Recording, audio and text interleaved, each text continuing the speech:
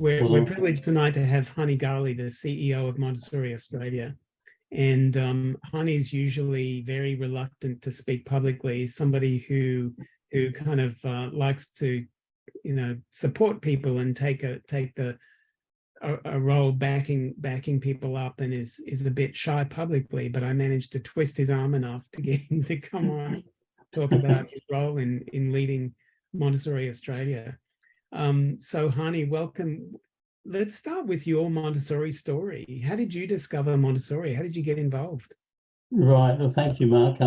First, before I start that, I just want to acknowledge Mark as well, because this program has been running for quite a few years, and I think we started in late 2020 when we had teachers supporting teachers, and it's been running every fortnight ever since, and it's been amazing. He's run every single program. And that's a wonderful feat. It's a great podcast in a way, and we'll have all these recordings, and we'll have them available as part of our historical library for Montessori Australia, and it'll be available for everybody in the future once we have our new website up, where people can access all this information about everybody. So yes, thank you, Mark, for that. It's an incredible feat. Right, about me, my story. My story started back in 1982, around that time when we were expecting 1980, when we were expecting our first child, Simon, and we all came through the traditional public school systems, and we knew about the school systems, but somehow I saw something about Montessori, and I got really intrigued by it, and I started looking at it and wondering what it's about, and who are these people, and how does it work. So I did some research, and eventually a couple of years later, when Simon was ready to attend the 3 to 6 program, or 2.5 to 6, we started looking at a local school, and eventually we found a preschool that has the Montessori program, and we went there and we observed, and after the observation, like we're sitting there, it was just mind-boggling. It was just so amazing compared to what we've seen in other schools or other childcare centres, where kids were running around and playing and noise and activity, and these children were all had a purpose. They were doing things, and it was meaningful, and they were totally focused on their activities. At that time, I was learning more about what is Montessori, and that was something that I thought this would be an ideal place for our children to attend. So we put him on the wait list, and eventually he then had a place, and we started the school there. I'm the kind of person who sort of gets really immersed in anything that I get involved in, and I sort of wanted to learn more about Montessori, how the system works, how education works, and I learned quite a lot about it. And eventually, just to cut the story short, the school went through a difficult time, and they needed someone to assist through the process. And I got involved in the administration of the school, and I worked there for several years, pretty much full time at no pay. It was just helping out, for making sure that things will get the school back onto its feet and operational, and the business operating again. At that time, I was retiring from my other jobs that I was doing, and therefore that came about, and I was able to dedicate my time to it. And I got to learn everything about it. I did some basic Montessori training. I did some of the dynamic courses, one of the dynamic courses in the primary levels, and also did the assistance course, the AMI assistance course at the time. So it was just something that I got to learn, and I got involved, and then eventually the school went through a process where I headed up the school, and I was with that school for over 15 years, where we've seen our 4 children go through it. And with the last child, Tim, he went through all the way to the end of high school, where we had the adolescent program, and he completed the whole program from 2 all the way to 18. And that was the highlight for us. Yeah. So what were your mm, jobs before Montessori? What was your um, career like before that? Before that, I'm actually a systems programmer. I was on the big mainframe computers, the IBM water cooled systems in the old days when they Mm. ran. They didn't have any monitors, or they didn't have. There was the print. The keyboard had a typewriter. You communicated with punch cards. So I used to program these monsters, these IBM monsters, and we worked on them for quite a few years until the PC world came about, and then the PCs took over at the time around not in the early 80s anyway. It became obsolete, these systems, and then eventually I moved into the PC world, where I started. I ran the first computer shops in the Westfield centres in Sydney. There's a couple of them in Sydney, and I ran the first internet cafe in the Westfield Centre at Miranda. So that's what I got in there. And then when I sold those business, I retired from that. I was going to look at doing something simple, but then this school came up, and that's where I got involved. Yes. So how did you go from there to being CEO of Montessori Australia? Well, once when we finished with the school in Sydney, what we did, I part of the adolescent program we had was that they had to run a microeconomy program, and they had to develop a business. And at that time, I supported the program by helping the students at the time to build that business. In that they wanted to look at a business that will support other schools, and the idea was to then look at how we can go and import Montessori equipment from overseas and bring it into the country at a cheaper rate than what at the time it was only Noonhouse that's available, and as you know, the prices were really high, and a lot of schools and centres couldn't afford it. And there was a lot of complaints that the quality was degrading and so on. So what we did is, we thought, well, let's get in that market and help the schools and get it at a better price. So we got in touch with some of the factories in China, and we've made contact, and we ended up doing the whole program where some of the students ran the whole website, the accounting, the ordering from China, the packaging, the whole lot. And a lot of these students, there was a few of them that really got into it, and they even came on the weekends to run the business, because they just got so much involved. And I can see Murray Rose is laughing there, because her brother was one of the students who was part of that whole initial cohort, and he's an amazing guy now. He's running his own business, and he's doing lots of things. Tim, my son, also was involved, and he also is doing his own amazing stuff too. So the idea that at that time when the program ran, I thought, well, I'll invest in the money to make it happen, because at the time, whatever money that the business made went back into this microeconomy, so they can build the economy and make it a better program at the school. But with the idea was that once the students have completed their high school and moved on, that I would take on that business and then run it as my hobby later afterwards. And that's how it came about. So I ran the A to Z business, the A to Z Montessori business, and that's what it was, and that's still running today. It's nearly, how old is it? Not 2007, I think it started. Yeah, so it's been running for quite a while. Yeah. And now it has all the it's the largest warehouse in Australia with Montessori equipment and available. Yeah, so at that time, a couple of years ago, there was a situation where I heard over the grapevine that there was a few problems happening in the Montessori Australia Foundation organisation, and I received a phone call to say that the organisation is going into liquidation. That shocked me, because I thought that was the most dreadful thing to happen.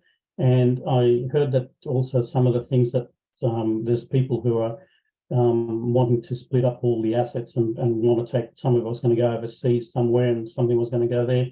And I thought that was that shouldn't happen. and that we should keep it. And I wasn't sure if anybody had any funds or any money to try and secure it or do anything, and I didn't know any of the history behind it, or what happened. But I just jumped in there and tried to rescue it, and to try and so we can then resurrect it and bring all the services back. And I started negotiating with the liquidators at the time, and I found out there was another couple of parties who were also negotiating with the liquidators. And at the end of the period, the liquidator has decided to give it to us, because he felt that we were the people that were going to try and keep all the assets together and bring it all back into the community. So that we received the business and the assets and everything from the liquidators, and we started resurrecting the organisation and tried to bring it all back together as a company. And I started looking at recruiting people to assist with us to make that happen. And slowly over the last since late 2019, I think it is, we've been working on it, and Can we go back a bit? Can you talk a little bit about the history of Montessori Australia Foundation and when that started and what role that organisation performed in the Montessori community in Australia?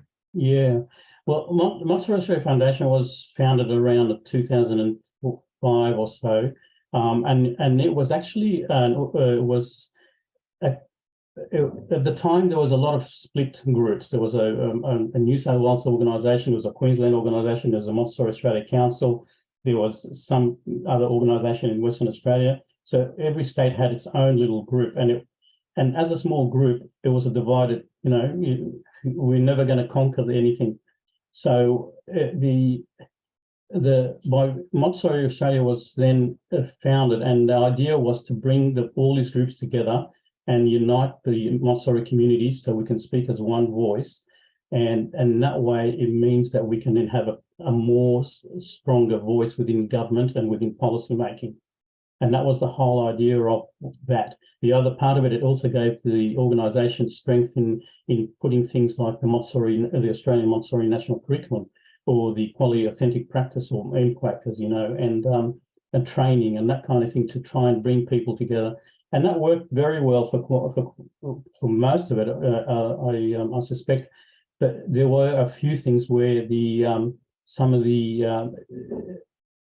because it was run by a few people who had a vision and they wanted to drive that vision and they worked with it. Towards the end, some of these people had to retire, or they were sick, and a few new people come on board. And different people came on with different ideas, different views. And as you know, with organisations such as not-for-profit organisations, that they usually suffer this consequence every 7 to 10 years, where a change of board, a change of the community or the supporters or the things around the parent group, they don't understand the history, what went back, and then you end up with a problem where the company ends up falling over, or something goes terribly wrong, or the head of the organisation has to resign, that kind of thing. I suspect that towards the end there was a lot of people were not in agreement of what was happening, and rather than working together as a united group, as a Montessori group, a few schools decided to cut supply on the organisation. As I mean by that is that they cut membership, and the organisation relied heavily on the membership fees, and without income, it caused that collapse. There's other issues also running in the background, with people running things differently than the past as well, and that sort of eventually caused the final coffin in the nail for the organisation. And rather than, as I said, working together, these few people have caused that situation to happen. But that's the history behind Montessori Australia up to that point. This seems to be like a common theme in Montessori, not just in Australia but around the world. This cycles of of conflict in organizations and coming and going of organizations, particularly in Australia, smaller organizations. Why do you think this keeps happening? Yeah, well, because it's a difficult question to answer, but my experience over the last, since, the last 40 years with Montessori is that Montessori schools attract a lot of the people in the community who are looking for something unique, different, and they're very assertive in the way they want things, and you're getting people who are very determined. They want to have a voice. They want to have an input to everything. Organizations can run like that to a certain extent as long as everybody's working in harmony and together. But when you get a few people who are very determined to have their way or the highway for everybody else, then you end up with this kind of situation.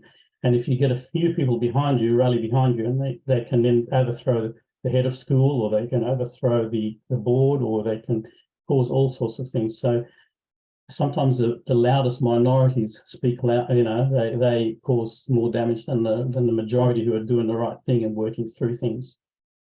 And it's not only Montessori. It's in every small organisation or groups. Even religious groups or any other group. Mm. So how is Montessori Australia organisation or Montessori Australia now different to MAF? And how have you been working to make sure that this doesn't keep happening, won't happen to the current organisation? Yeah. Well, when we first took over, my first thought is, how do we rebuild this organisation so all this property, all these assets, as in IP, is not lost and it's protected. And that was the main thing, is to protect the IP. And the second thing is to protect the people who are working behind it, so they're not under any pressure where they would then end up risking their home because they're trying to run a not-for-profit organisation. Because some of the people in not-for-profit organisations, as you know, on boards, are liable for anything that happens to an organisation if they've made wrong decisions along the way. And what I was trying to do is to look at options of how to do it so everybody is safe in that respect. And the secondly is to protect the IP. So at the time, there was a group of people who also wanted to take over the Montessori Australia assets from me, and this group tried to even offer me money because they thought I was a businessman. So maybe, here's some money that'll help you. Basically money talks. So I said, no, this is not about the money. This is about building the organisation and keeping everything together as one, because Australia is a small market. We don't want to split it into many organisations again and go back to where it used to be. So what we did is end up doing a research how to find a better structure, a better organisation. So if I can put a slide on there, I can then show you what I mean by that.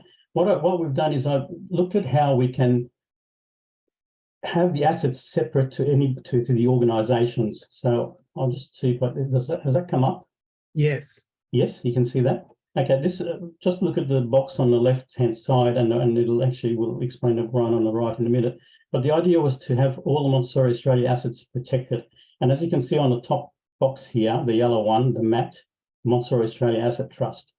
And that trust, what we did is that we thought we'll put all the assets into a trust. So it doesn't belong to anybody, but you have a trustee or a caretaker. And whatever happens to any organisation in the future, that trust is protected. It'll never leave Australia. Nobody can take it. And the idea then is to have an organisation, which would be the Montessori Australia organisation, which is a not-for-profit organisation, being the caretaker of that trust.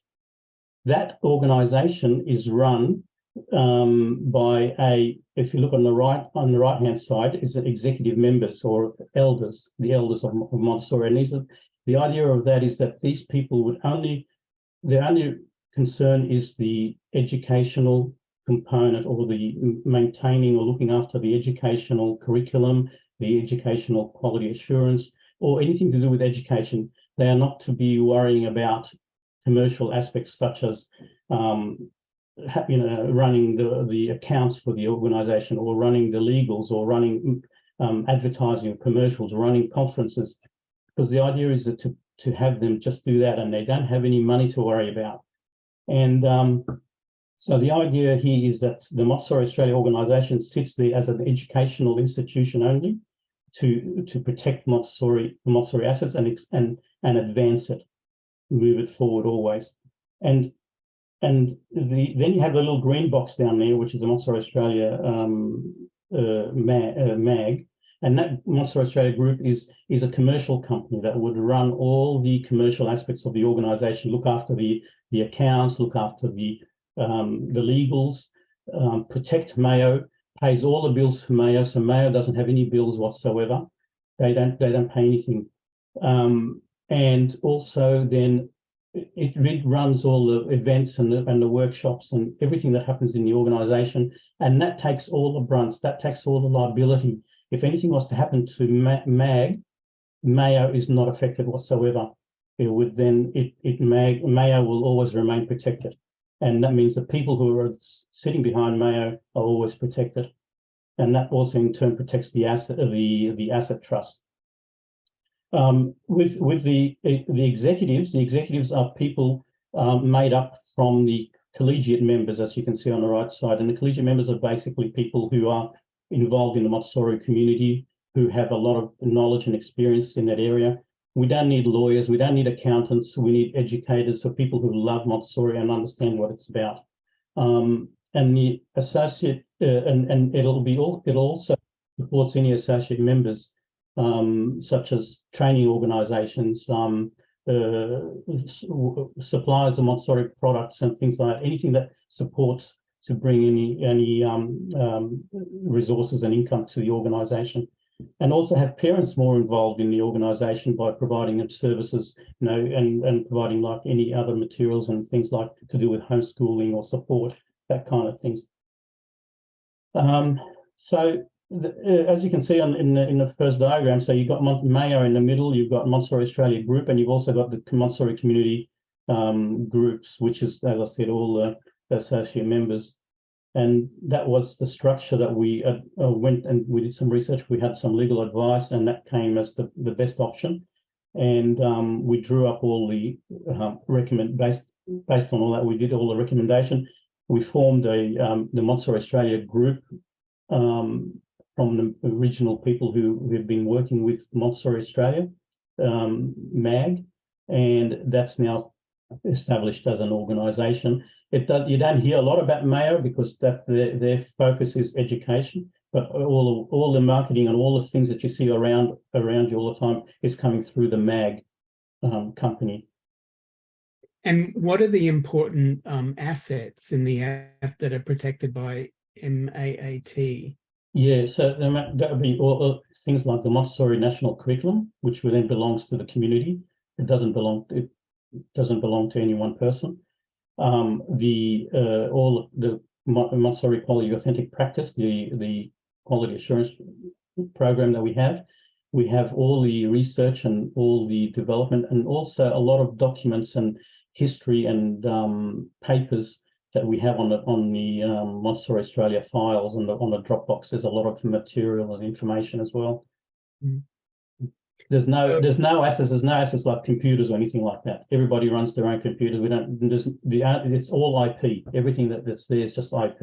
Okay, so the triangle on the right is a blow up of the blue triangle in the middle. That's right. Of the left diagram. I see. Okay, yeah, so MAG is the for-profit arm that runs all of the commercial aspects of Montessori Australia. That's right. And the rest is not for profit. Yes. And you may ask as to why MAG then is profit and not run it all under not for profit.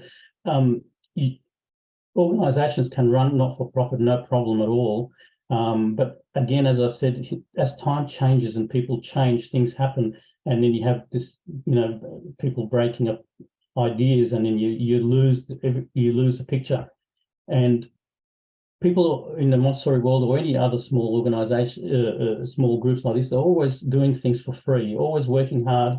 You're doing it voluntarily. And when you're doing a lot of work voluntarily, a lot of the time you're not going to get the best output, not the best return for the organization.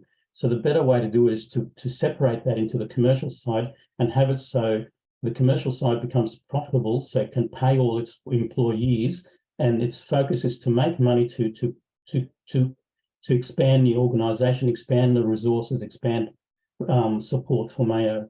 And part of the structure of MAG, even though it's a commercial company, part of its objects and rules or its constitution is that it does not distribute any money to shareholders. So the shareholder, the owner of the organization, does not get a return on investment of shares. All the money is invested back into the organization. Okay. So how is this structure different to the structure of MAF before it went under in 2019? I'll stop sharing here. The structure for MAF in 2018 was an organisation where it ran it was probably a little bit closed to the rest of the community, and that's where the situation became, where people felt that it was difficult, and they didn't like the idea that they didn't have a voice within that organisation. So we're in the Montessori Australia, the Mayo structure. Everybody has a voice. Everybody's a collegiate. Everybody can speak up. There's focus groups. I didn't go through this here, but within that, you've got all the focus groups where each group is actually there to support a sector of the community, and that's their focus, is to support that community. And that's made out of the people who want to participate in that area of that work. So you may have an area which supports public schools. So there's a public school focus group, and they will work. That's their focus. They work to support public schools. So, and how does this structure of Montessori Australia, how similar is it to the structure of other not-for-profits in Australia? Is it different, or is it similar? There's a lot of not-for-profit groups are still operating under the basic model in the past, where, as I said, you have volunteers working and they will do their work and then they'll move on and someone else will come on and so on. The structure here, as I said, it is different, that the people who are working in the Mayo executive or the elders are focused only on education. They don't have to worry about any other area at all. It's just the education or Montessori, whether to do with aged care or education or anything like this. Where the traditional system, you'll have a board meeting where you'll be talking about finance, you'll be talking about legals, you'll be talking about marketing, you'll be talking about all sorts of things. And at the end of the day, you have one meeting maybe a month or whatever, and if the educational component might have a smaller amount of time to be focused on, or you may have a subcommittee that will meet, and so it's all sorts of it's that kind of thing. This one is focused totally on education. They don't touch anything else. And is this new structure of Montessori Australia, is it an innovative model that you came up with, or is it like a do you see it in other not-for-profits around the country? Yeah, look, I sort of started putting the idea to paper when I started looking at all the different things, and when we started doing the research over the last couple of years, as you know, we came across different people, and we spoke to different legal parties, and they all concurred with what we were doing, that this is the way forward, and this is how the structures of not-for-profits are moving towards. In a lot of organisations, we've met with the people who support the not-for-profit organisations, and this is the kind of thing that will work best for the future for organisations. The old model will work, unless it's an incredibly perfect model in some way, and you've got people going on it for quite a while. It'll go for a while, but as people change, as I said, things will change, and then it end up being not what it is. Yeah. So what you're saying is this new model that's similar to the model now used by Montessori Australia has evolved over time, because the older traditional model of not-for-profits tended to be plagued by cycles of a lot of energy, and then somebody leaves, and then there's infighting, and they self-destruct. Is that what you're saying? That's right. That's what happens a lot of the times in as most people would have experienced at schools or other organisations. I mean, even some of the and it doesn't have to be educational not-for-profits. I mean, there's other organisations as well that have suffered this same fate. But you can, if you're in a school situation, that over the years you have issues where you have a board that goes, something goes wrong, they end up ganging over removing the head of school, doing things, or the community becomes disenchanted with the idea of that board, and they force a collapse, that kind of thing. So there's always that situation. Yeah. So can anybody come to Montessori Australia meetings? Exactly. Yes, it's always open for the executive meeting. Is always open for everybody, anybody who wants to come to participate and contribute in any way they'd like. There's no secret meetings in Montessori Australia as such. So how do people, if people want to come to meetings, how do they find out when those meetings are? And where? They can email admin@montessori.org.au, and we can then provide the information. But usually we meet on a Saturday morning, which is a little bit more convenient for everybody, and that way everybody people who are working are not taken out of their work time, so they can then have the time to participate. And we used to meet regularly, like every Saturday, and that's been an amazing treat because we managed to achieve quite a lot. And but now that the number of meetings have been reduced, because we don't have to meet as often anymore, but we do have a lot of the work has been transferred onto the staff of the Montessori Australia group, who are running a lot of the work that needs to happen. Where before the executives were doing a lot of the work and participating in developing and building the strategic plan and the whole process behind the organisation. Janice had a comment about what you were saying, Hani. Janice, do you want to do you want to speak about that, about what you wrote, or shall I read it? Yeah, I'm happy to. Can you hear me okay, Mark? Yes. Yeah. Okay, good. I'm happy to just mention, just in regards to not-for-profits in general. I mean, not-for-profits are really essentially means exactly what you said before, Hani, that there's no shareholders of the organization, but not-for-profits also have to be not for loss, because they still need to generate money, and they still need be operationally sustainable. So yeah, and I've sat on a lot of not-for-profit boards actually related to education. And yeah, I wouldn't say it's as as daunting as maybe as what you said there, Mark. But yeah, I can hear what you're saying. There's definitely always change in any organization, really, whether it's for profit or not for profit. Either way. But yeah, just thought I'd put my 2 cents in there. Thanks. Yeah, no, that is exactly right, and you'll find that that's the case when you're talking about a general open not-for-profit in the wider community. Because we're talking about a closed community of the Montessorians, it becomes a little bit more problematic in that respect.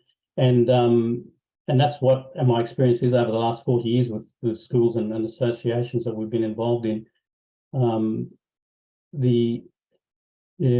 see what I agree with you in that respect. Yes.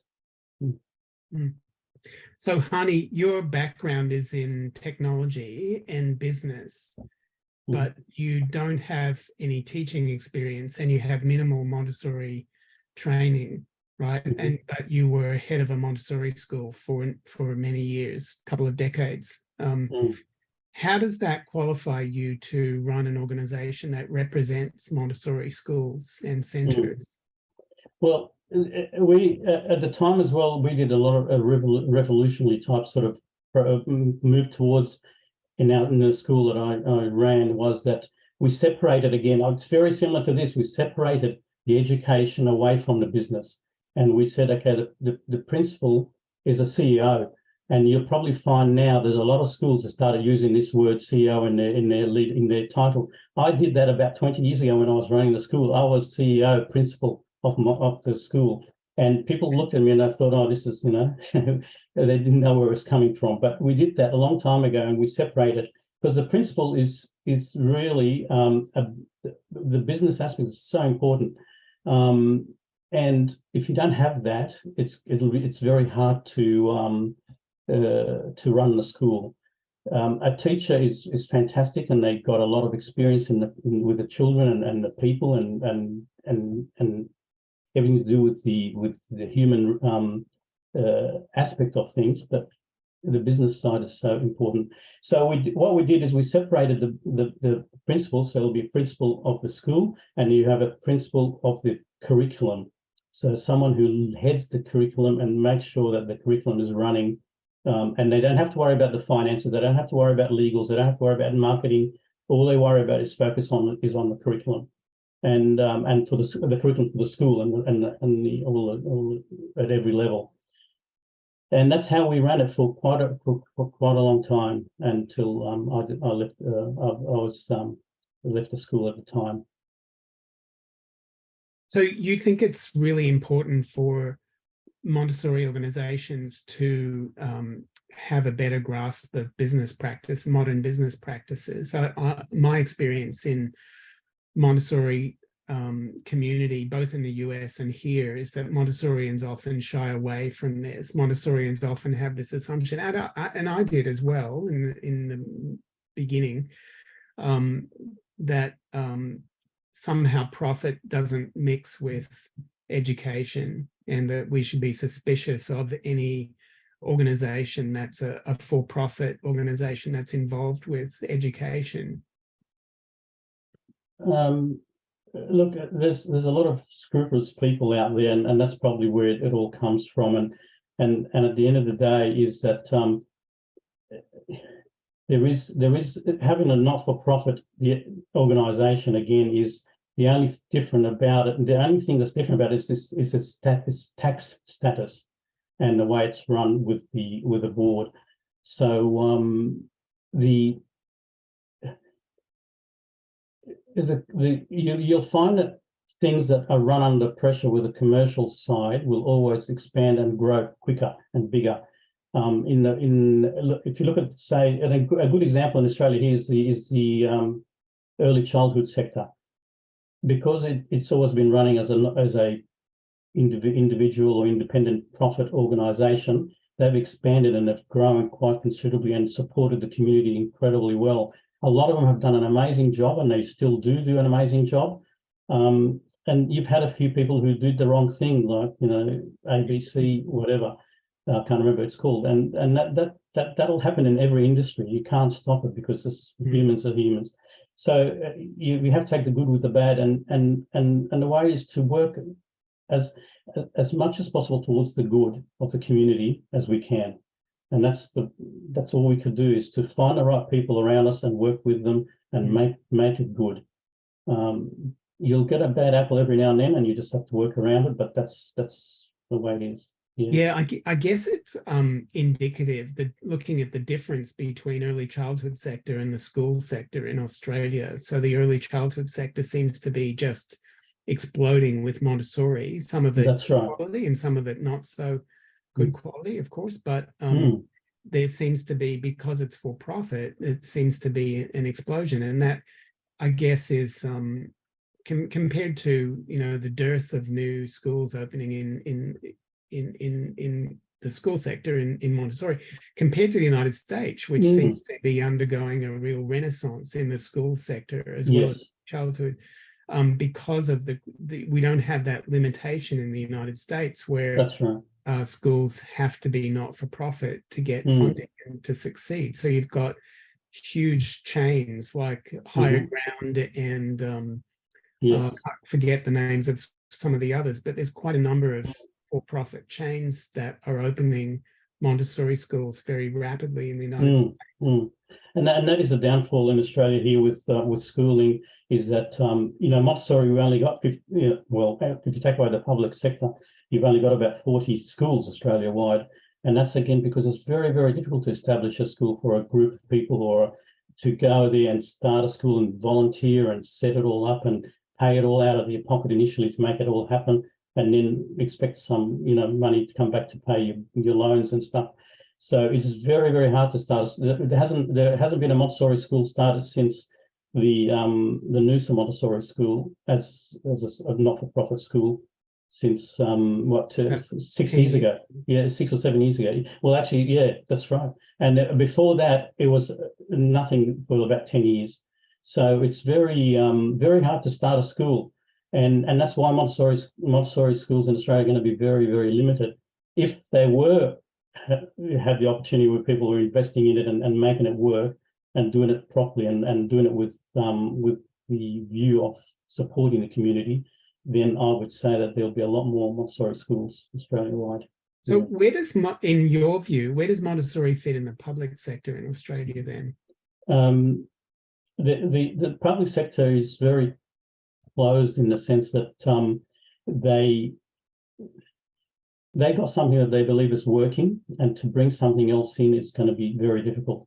So the only way we can do is work with them slowly and show them that there is an alternative, and the alternative is that to say that there is a public school. I'm talking about public or Catholic schools, or even other independent schools. Is that there's to give parents and children the opportunity to choose an alternative way for their child rather than just one way. And if it's opened up in that respect, where you say let's give an option to the child, then maybe there's an opportunity to help them establish that channel. And we've seen it in schools that have done that. As soon as they start a program, they grow quite rapidly because parents come and visit the school and they see a Montessori environment, they see a traditional environment, and they say, wow, this is where I want my child to be. And that happens at every school that has started outside the public or Catholic or independent schools who have started. We're working with one in Tasmania at the moment, and they're starting in a couple of weeks, and it's absolutely amazing. It's a Lutheran school, and they're so excited about it, and they've already got the numbers before they even started. So again, it's that kind of thing where if you provide an avenue, a pathway for them to do it. Michaela asked, how have the Queensland state schools opened Montessori programs? How have they converted Montessori streams or open classrooms? Again, it comes from a few parents who start in their school, because at the time, there is like Grovely State School, there's Capalaba, there's Mitcham. They've all started where there's a group of parents who wanted to have Montessori at the school. They approached the principal. The principal was very receptive to the idea, and usually the school may have been going through a difficult time, or they're wanting to expand the environment. So they say, okay, yes, let's give it a go. And they then have someone, that community members then involve a trained Montessori person who comes in and supports them to establish the rooms. And then they start training all their staff in whichever way they can, and they know how, because they usually have not been in touch or have not been connecting with the Montessori organisations initially, and they started off by themselves. And that's how they start. And then they started with I do know that in Grovely, they started with one classroom, about 11 years ago now, I think it is. And within 5 years, they had 7. And then and now they've got 11 classrooms, or 11 or 12 classrooms. So Capella did the same thing. They started a couple of years ago. They started with a primary level. They ended up with an early childhood, and now they're looking at a high school next year. So that's only 3 years, or 4 years now. So it's very, very quick once they introduce it. And you only have to look at the internet and what's happening in the advertising and marketing in the community now. A lot of the stuff that's happening, probably because of what's happened over the last couple of years with the lockdowns, is that a lot of the toy manufacturers and people who sell products, they're using the word Montessori. If you type in the word Montessori toys, you will see so many people now selling everything under the sun called Montessori something, a toy. Everything is now Montessori. So the word is getting out there, but it's getting out in the wrong way because we haven't been able to sort of group together and make it into what it needs to be. But and that's where we need to sort of strengthen that path a little bit more to the community and say, well, this is how it is. There's a authentic program here. You work with it. Mm. So if there's all this excitement, hidden demand, pent-up demand among parents for Montessori, if whenever they see it in public schools, they want it, as you're talking about, and certainly also in early childhood programs. Why is there so little Montessori available in Australia? My back of the napkin calculation is that Montessori serves only 0.012% of children in Australia, and only 0.5% of schools are Montessori in this country. Why do you think Montessori is not more widely adopted in Australia and around the world, but particularly here? But again, it's minority groups. They need to be very vocal. We need to be vocal. We're not vocal because we're quite happy and content with a parent will discover Montessori and they'll take their children to it. And once they finish with it, they move on, and that's the end of it. Then people are content with what they have and they're not being vocal. You find minority groups who want to change the world. They get up there and they get the banners and they talk to and make a voice so governments can hear them. That's one aspect of it. The other aspect is that you'll see that the early childhood sector, because the word Montessori has been floating everywhere, everybody wants to have Monty something in their environment so they can get that fill their seats. So they've been growing and expanding over the last few years. We know that because I can see it in the sales in Montessori classroom packages. They have increased quite considerably. And you can see that a lot of schools are trying to introduce some sort of Montessori without understanding the rest of it, because Montessori Australia, that the resources are not united. The communities are divided. Everybody's in separate spaces. And if we bring everybody together under the one banner and be strong again, that will actually perhaps create a much stronger voice in the community, in the government, and we can stand up there and have a voice. The other part of it, again, as I said earlier, is that it's going to be very difficult to have independent schools grow in Montessori because it's very expensive, as I said, and it's very difficult to start. So the only way forward now is to really work with Montessori work with established public schools, Catholic schools, independent schools, and introduce a stream in Montessori within there. That, I guess, coming together under one banner would also help with marketing and a unified marketing strategy. I don't see a lot of marketing. Montessorians tend to shy away from advertising.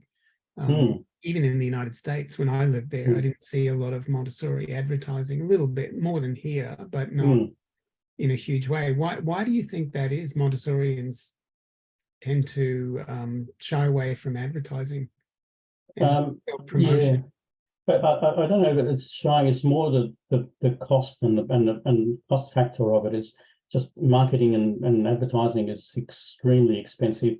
And you'll find that a company that operates and they have a lot of dollars behind them, they will always going to be advertising and creating an awareness.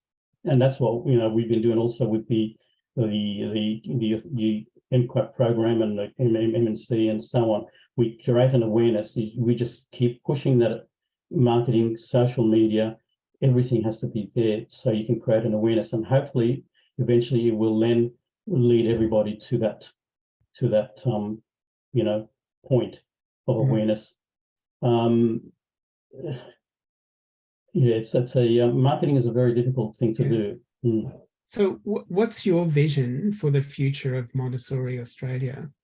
Where do you see Montessori Australia in 5 or 10 years? Yeah, well, I'd have to. I mean, I'd like to see some. I mean, I'm just a caretaker at the moment, and wanting to help to keep it going and to keep the history and all the information that we've got. There's a wealth of information on our Dropbox and the history and the resources, and I don't want to see that lost. And as I said, that's why we set up the asset trust, to make sure that trust belongs to the community. It doesn't belong to anybody else, and we don't want to lose it. So what I'd really like to see is that over the next 10 years, the Montessori Australia then regains its original status, but in a way that everybody stands behind one voice and moving in that one voice, so all organisations and governments recognise that, and then therefore we then will have a stance in the policy making. When I get a phone call from a premier or from a politician to say, what do you think about this policy? That's when we know we've achieved our goal. Where at the moment you find that if there's something that you'll find that if there's something happens in the medical world, what does the government do or the officials do?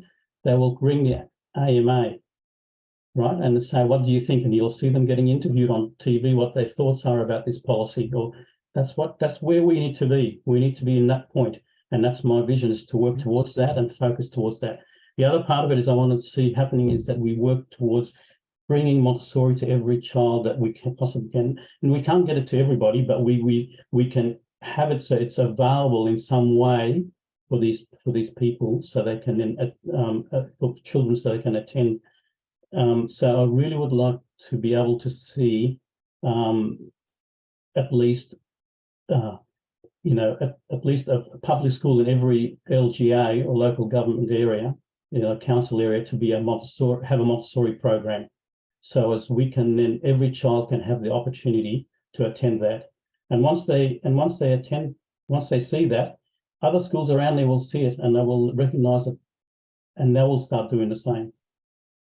I mean, Michaela asks, is there an update on when the new Montessori curriculum, the MNC, will be available? Yeah, look, it's all working together at the moment, and it's happening. We've been really working very hard over the few years, and it's nearly finalised with everything that we need. So there'll be something as soon as we have something, we will put it out there to everybody. Yeah. Does anybody listening have any questions for Hani in the last few minutes? No? Well, Hani, thank you so much for your time. This was really interesting. That's right. And talking to you. And thanks for taking the time to talk to us. Yeah, and thanks everybody for showing up. And just before we go again, Micah, for the people who came on after we started, I want to again acknowledge your incredible contribution to the organisation and to this program. This program has been running every second week since late 2020, and it's been an incredible program. It's bringing people together. There's always people. We're recording it, so it's available for all the communities. It's a documented history of everybody's lives, and we wanted to be able to share that with everybody and have it to the whole Australian community, so people know what we're doing and what people have done in the past. Thank you, Mark. Well, thank you, Hani, and I look forward to seeing everybody in a couple of weeks. In 2 weeks, on the 15th of May, we're going to be talking to Julia Hilson, Thanks. So I hope to see you then. Thank you. Good night, everyone. Good night. Bye-bye.